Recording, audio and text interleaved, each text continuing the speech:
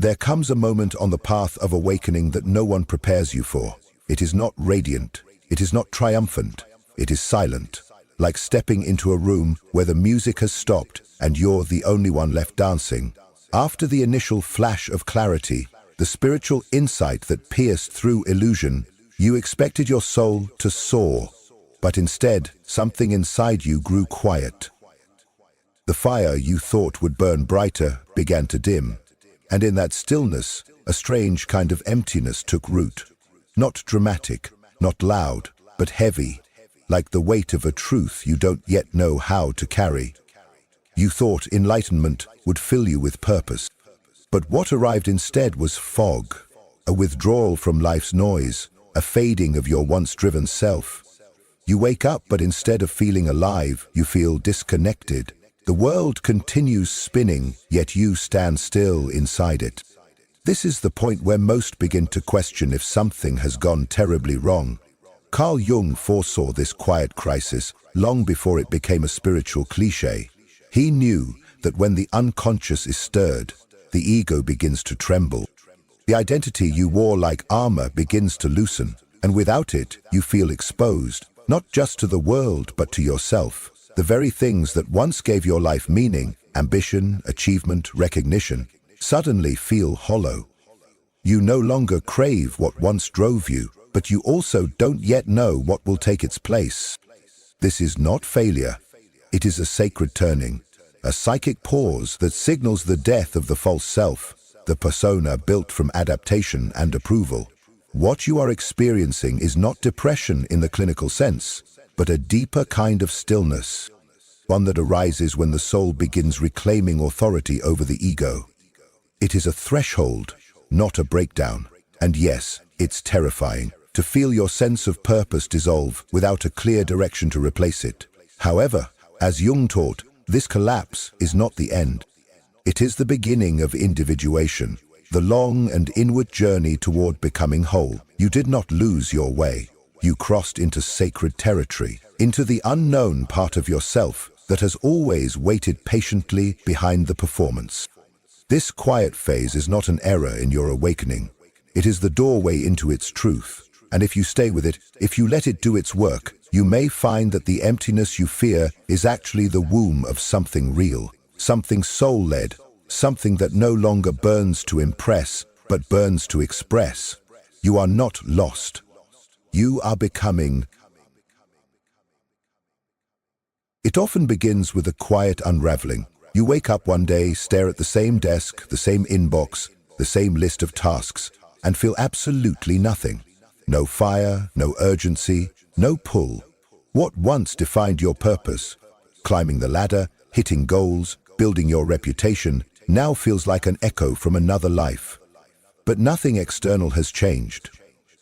You still have the title, the calendar, the role, yet inside, the structure is collapsing, and you don't know how to explain why.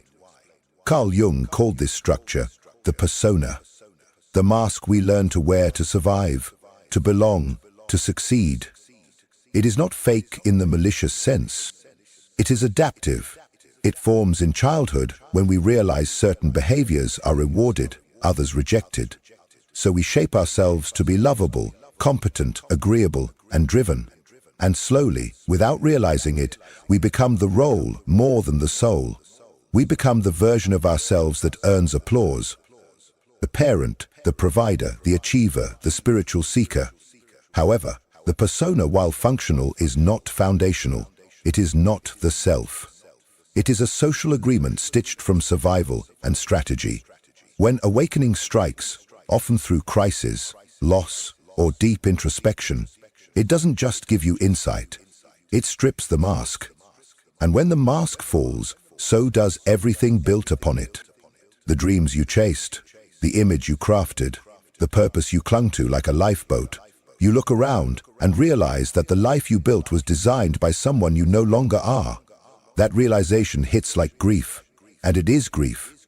You are mourning the death of an identity that once gave you direction, but it was never the whole truth. It was a chapter, not your essence. Take Sarah, a woman in her early 40s. For years, she was the model of success. corner office, perfectly curated social life, fit body, spiritual bookshelf lined with all the right names. She meditated every morning. She did the gratitude lists. She checked every box. Then one day, she couldn't get out of bed. Not from emptiness, but from emptiness. Her therapist said she might be burned out, but when she spoke, it wasn't exhaustion that came through, it was disillusionment. She said, "I feel like I've spent my life climbing a mountain only to realize it was the wrong one, and I don't even know who I was doing it for." This is the moment Jung warned us about. The moment the persona dissolves and the true self begins to stir, not with grand visions, but with unsettling silence. Your ego doesn't know what to do when its fuel source dries up. The applause stops mattering, the future loses its shape. Motivation evaporates, not because you are weak, but because the role you were playing no longer fits. You didn't lose your passion. You simply outgrew the illusion that passion must serve productivity. You finally see the gam, and once you see it, you can no longer unsee it.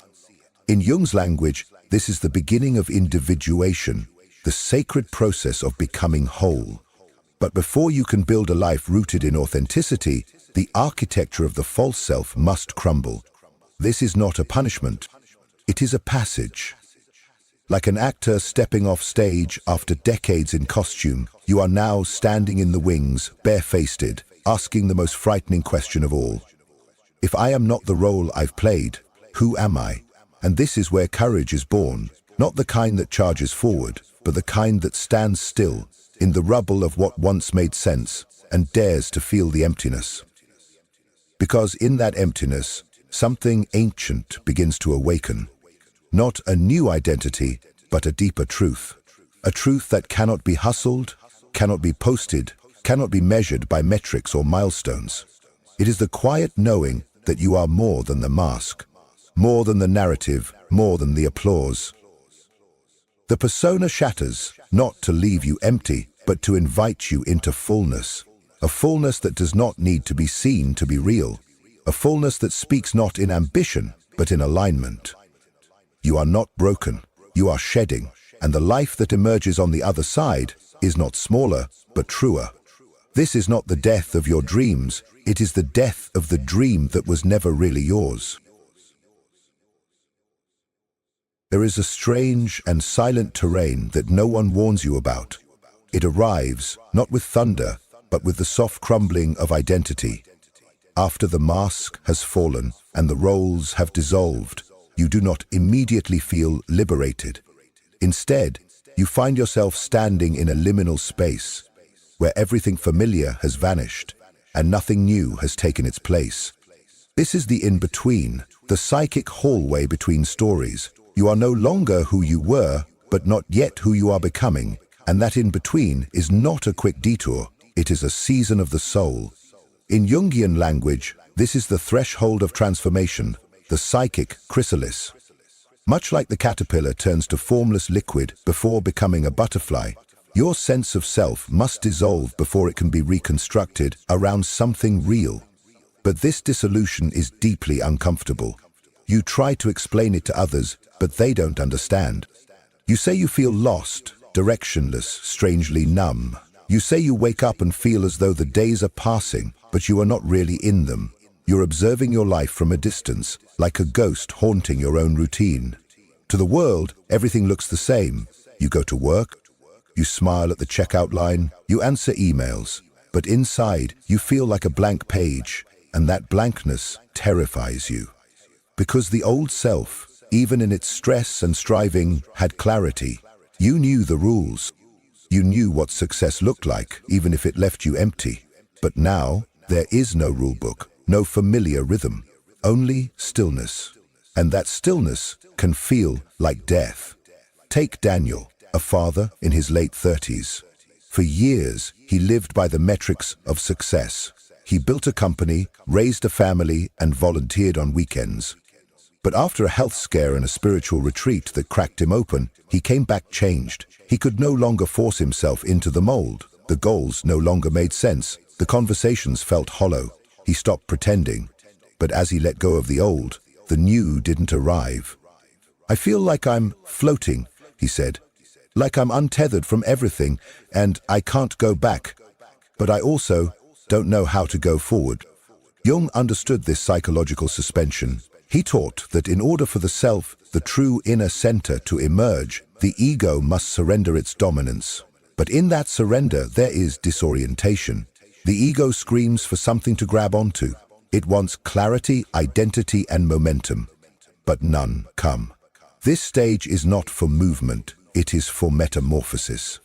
And metamorphosis cannot be rushed. This is the womb of becoming, and like any birth, it is both sacred and painful. In this space, time stretches.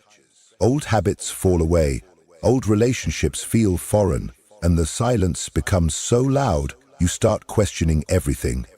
You wonder if you made a mistake, if something broke inside you.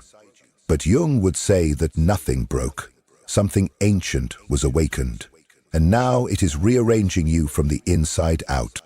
Here, motivation does not return in grand gestures. It comes in flickers, a pull toward nature, a sudden desire to journal, a dream that lingers in the morning light. These are not distractions. They are soul whispers, clues, invitations.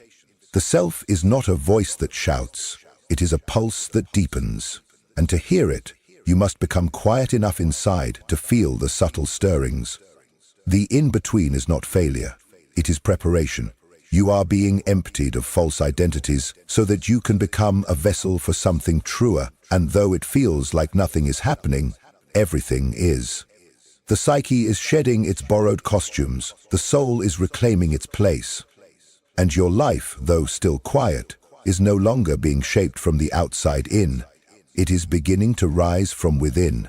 So, if you find yourself stuck, floating between what was and what has yet to be, do not panic. Do not rush. This is not your ending, it is your passage. The fog is not a sign that you are lost. It is a sign you are in transit. The self is coming, slowly, quietly, like dawn breaking after a long night. Let it come. Let yourself become. There is a moment after awakening when everything inside you, once blazing with ambition and momentum, slows to a whisper. You feel yourself swinging from constant overdrive into a deep and disorienting stillness. At first, it feels like burnout. But soon, you realize it is something else, something quieter, deeper, and strangely sacred. You are no longer operating on the fuel of pressure, deadlines, or the need to be seen. You are suspended in a space where urgency evaporates and the impulse to prove dissolves. The world around you keeps spinning, but your soul refuses to move. Carl Jung named this phenomenon enantiodromia, the psyche's natural law of reversal. After long periods of leaning into one extreme, the soul swings into its opposite. When you've spent years achieving, planning, pushing through exhaustion, and measuring your worth through productivity, the pendulum eventually swings back. And when it does not ask for your permission. It simply pulls you into stillness. What you once called drive now feels hollow. What once gave you identity now feels heavy. You move from, I have to do everything, to, why do anything at all? To those around you, this may look like apathy. They may not understand your silence or your withdrawal. But what they see as laziness is actually the soul recalibrating its energy. You are not giving up, you are being emptied. And not in despair, but in preparation. The mind that was once overloaded with to-do lists and inner criticism is now being stripped down to its core. And beneath the noise, a different kind of intelligence is beginning to awaken. Consider David, a 50-year-old executive who spent 3 decades building his empire. Every hour of his day was accounted for. From early morning workouts to late-night meetings, he was praised for his hustle. But after a near-death experience from a sudden illness, something cracked open inside him. The old rhythm no longer made sense. He began canceling meetings, forgetting appointments, and losing interest in everything he once found thrilling. Friends thought he was depressed. He thought he might be broken, but in truth, he was in the sacred swing. The psyche had flipped from external conquest to internal inquiry. Jung believed this reversal was not dysfunction, but wisdom. The soul seeks balance, and when the ego dominates for too long, forcing the body, mind, and heart into constant striving, the unconscious rises to restore equilibrium. It is a silent revolt. The self says enough. Enough chasing, enough pretending, enough running from the stillness. The pendulum must swing back, not as punishment, but as healing. In this stillness, life asks you to sit with what you've avoided. It brings you face to face with emotions that were buried under achievement.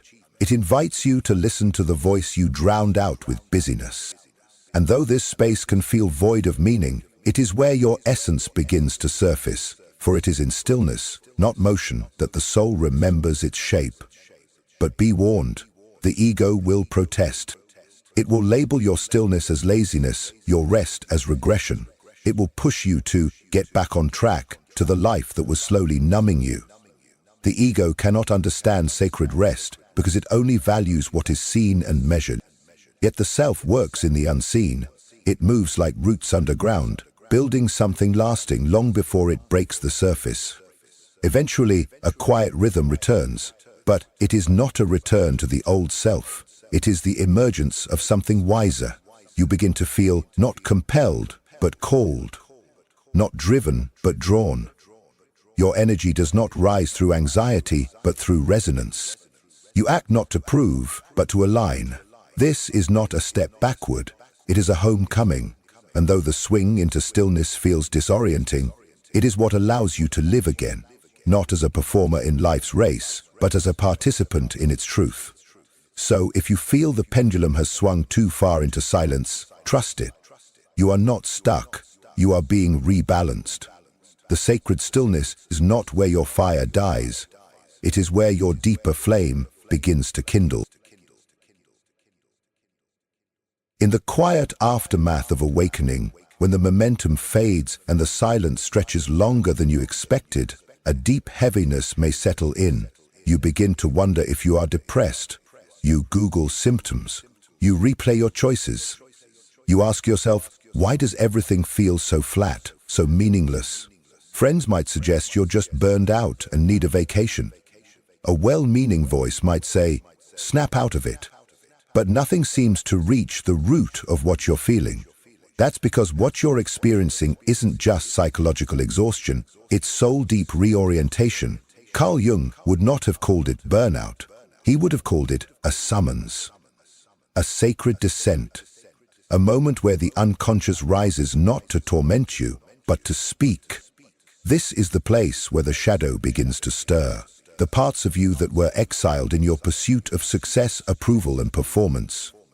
The stillness that now surrounds you is not a void. It is a container, one spacious enough to hold everything you've been running from.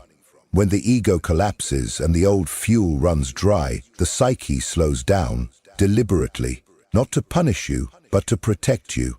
It softens the edges of your outer life so that the inner life can finally be heard.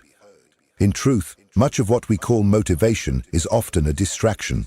It keeps us busy enough to never ask the deeper question. Why am I really here? Whose life am I living? What pain am I carrying that I haven't named? Take Julia, a teacher and mother in her 40s. For years, she balanced everything with precision, raising 2 kids, managing a full-time job, attending church, and helping her aging parents. She never stopped.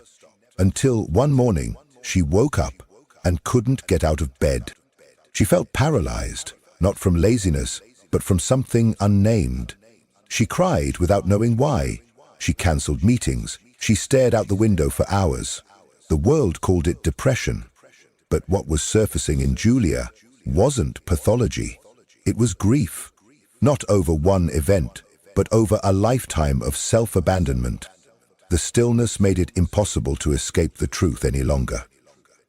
Jung taught that healing often begins with descent, not ascent into light, but descent into the forgotten. The stillness you are feeling now is not dysfunction, it is initiation. Your psyche is peeling back layers that no longer serve. The emotional numbness is not the absence of feeling, but the pause before feeling fully returns. The confusion is not failure. It is the fog that forms when one world ends and the next has not yet begun. This sacred pause is the psyche's way of saying, slow down, look, listen. You are carrying too much. You are living on patterns that were never truly yours. And now, the real work begins. Not the kind that impresses the world, but the kind that brings you home to yourself.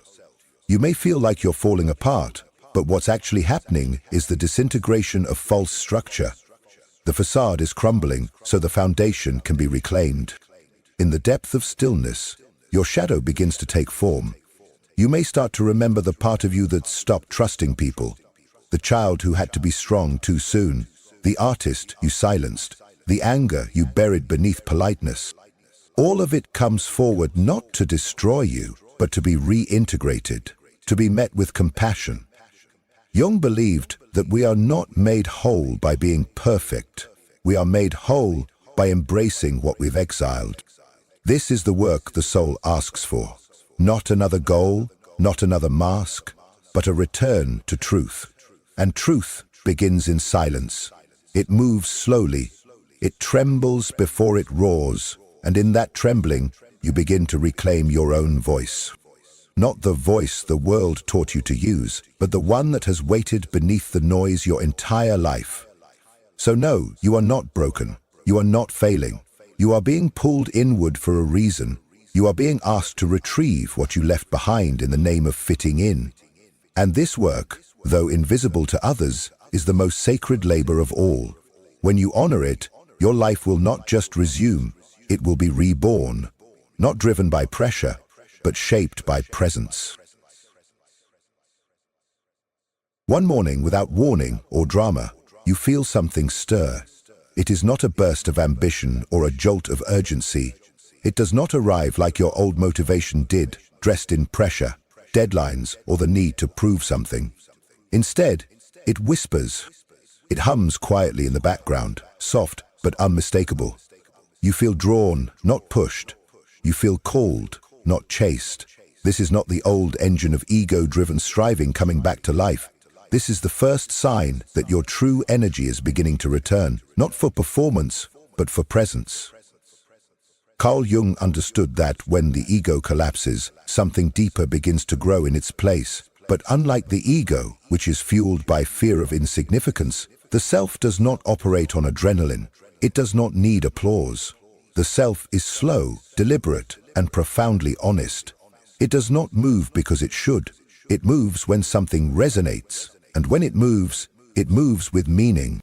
After the silence, the stillness, and the shadow work, this return of motivation can feel almost strange. You expect the fire to roar, but instead it flickers. You expect a blueprint, but instead you are handed a feeling, a nudge, a quiet inner yes. And though it may feel small at first, this is no less sacred. It is your soul's way of saying, I am ready to re-enter the world, but this time on my own terms. Take Melissa, a graphic designer who had spent 20 years building brands and climbing the corporate ladder.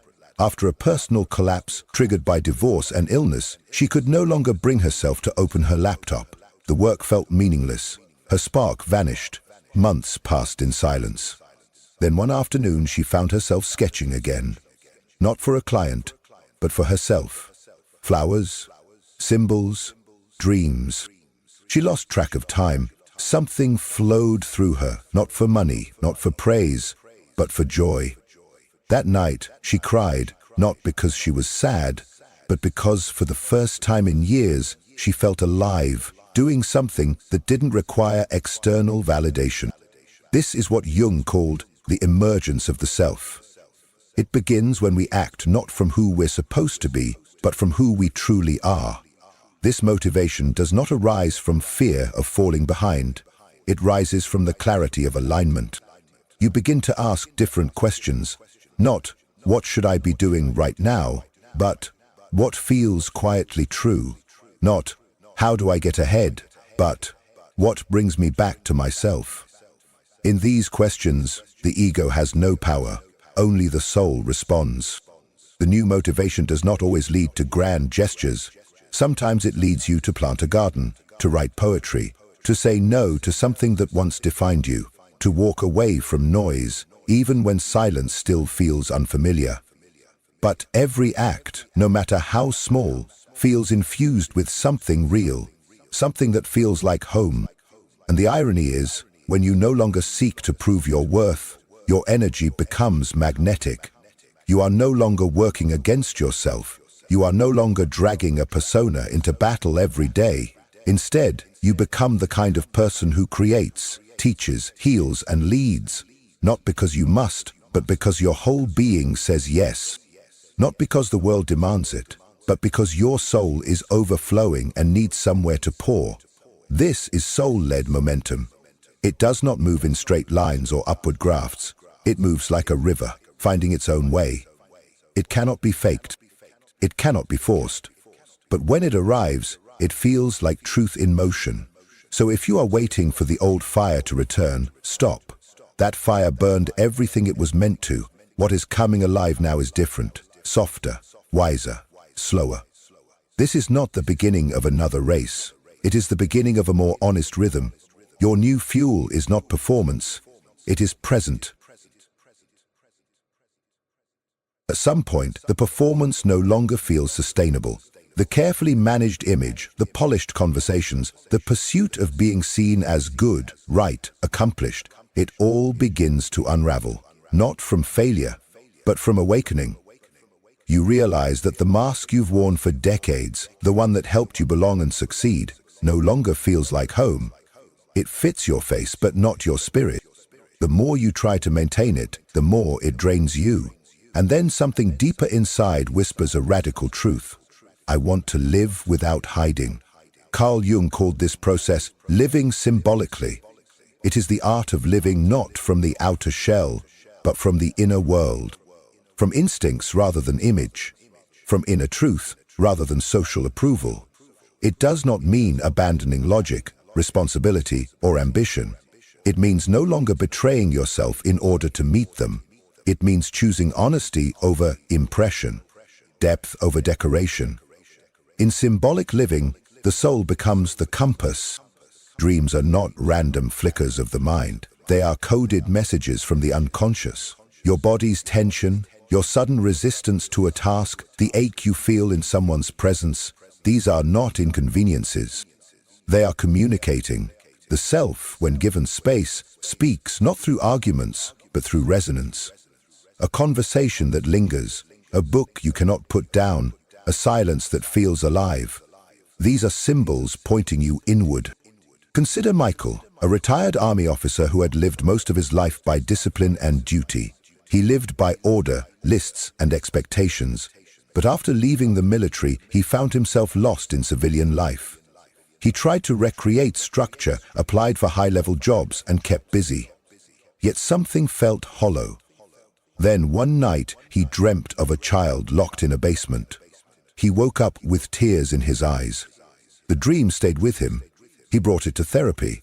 Over time, he realized that the child was a younger version of himself, tender, creative, and silenced.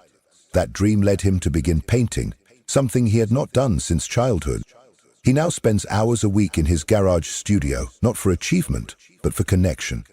The man who once lived by war now lives by color.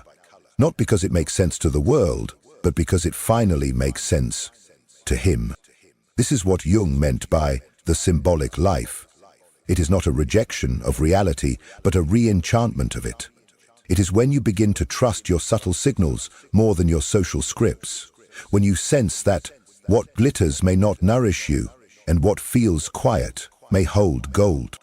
Your choices no longer come from fear of missing out, but from an intuitive knowing that only you can feel. You do not seek clarity in the opinions of others. You seek congruence in your own breath. As the soul takes the lead, life no longer feels like a performance. You no longer walk into rooms wondering who you need to be. You enter as you are, knowing that authenticity is not loud, but grounded. You do not chase what looks impressive. You create what feels alive. You begin to notice that even simple things, a walk in nature, an unexpected conversation, a dream journal by your bed, carry more weight than external achievements ever did. Letting the soul lead means honoring what feels right before asking what looks right. It means allowing your intuition to challenge your logic, your dreams to disrupt your plans, and your body to guide your boundaries. And when you live this way, your life may not look extraordinary on paper, but it will feel real in your bones. This shift is subtle but seismic. It is the difference between chasing approval and choosing alignment, between controlling your image and connecting to your essence. You are no longer living your life. You are inhabiting it. Fully, symbolically, soulfully. So if you feel called to step away from what is expected and step toward what is honest, trust that call. It is not rebellion. It is a return. Not to chaos, but to coherence. Not to ego, but to essence. Let the mask fall and let what's underneath finally breathe. There comes a point on this inner journey where you stop trying to revive the life that once defined you. The masks have been set down. The performance has grown quiet. And in the stillness, something new begins to breathe. You realize the ego didn't die to punish you. It died to make space for something more whole, more honest. The death of the false self is not a loss. It is a release. A sacred undoing of everything that was never truly yours. Carl Jung taught that individuation, the process of becoming your true self, begins not with answers, but with surrender. Surrender to the mystery, the silence, the inner dismantling. What follows is not clarity in the way the world defines it, but coherence. You no longer feel scattered. You are not pulled in 1,000 directions trying to prove your value. Instead, you feel anchored in something steady and unseen. You begin to move with life, not against it. When the ego no longer runs the show, life no longer feels like a battle. You stop dragging yourself through routines that numb you. You stop contorting your soul to fit into roles that shrink you. Instead, you live from the inside out. You speak your truth without apology. You set boundaries not as walls, but as sacred circles that protect your energy. You follow what resonates, not what impresses. And you begin to create, not to be seen, but because something inside you longs to be expressed. This is what it means to feel alive again. Not because everything is perfect, but because everything is real. Your life may look simpler now, less curated, but it feels full. You find meaning in small things, a conversation that opens your heart, a walk that clears your mind, a morning where you wake up with peace instead of pressure. You are no longer living your life, you are living it. Jung believed that true freedom is not found in the absence of structure, but in the alignment of soul and action. This is the new direction you've been searching for. It is not a map written in rules, but a path written in resonance. When your choices emerge from authenticity, life begins to flow. The world around you may not change, but the way you meet it does. You bring presence where you once brought perfection. You bring clarity where you once brought control. So if you've walked through the fog, endured the collapse, faced the silence, and allowed the old self to fall away, know this: you are not lost. You are reawakening, and the life that is emerging now is not a return to who you were, but a deep homecoming to who you have always been beneath it all. This is not the end of your journey. It is the beginning of living soul first. And that, Jung would say, is the moment you finally become whole. If something within this message stirred you, if even a single word mirrored your inner experience, I invite you to let your voice be heard in the comments. Have you encountered that soul whose presence feels like home, or are you still walking the sacred path back to yourself? Your story, however unfinished, may become the lantern in someone else's darkness, the very sign they didn't know they were searching for. And if someone close to you is silently struggling with the illusion that love must hurt, that self-abandonment is the price of connection, or that they are unworthy of peace, share this video with them. Help me reach the ones who need to remember. Real love does not demand that we shrink. True connection does not ask for sacrifice of the soul. And the most vital union we will ever form is the one with our own inner truth. Before you go, I invite you to subscribe and activate the notification bell. Here, In this space, we journey beneath the surface of things, exploring the hidden architecture of the psyche, the whispers of the unconscious, and how every relationship is but a mirror reflecting our personal evolution. If there's a theme, a question, or a wound you would like us to explore in future videos, leave it below. This space breathes because of you. Your voice is not only welcome here, it is essential. Thank you for showing up, not just to this video, but to your inner work, to the sacred labor of remembering who you truly are. And always remember this: when the right person appears, your soul will know, not through fear, but through peace. But until that moment, let your most intimate relationship be the one you cultivate within. That is the foundation, that is the home. And from that wholeness, all things real are born. Until next time, I'll see you on the path.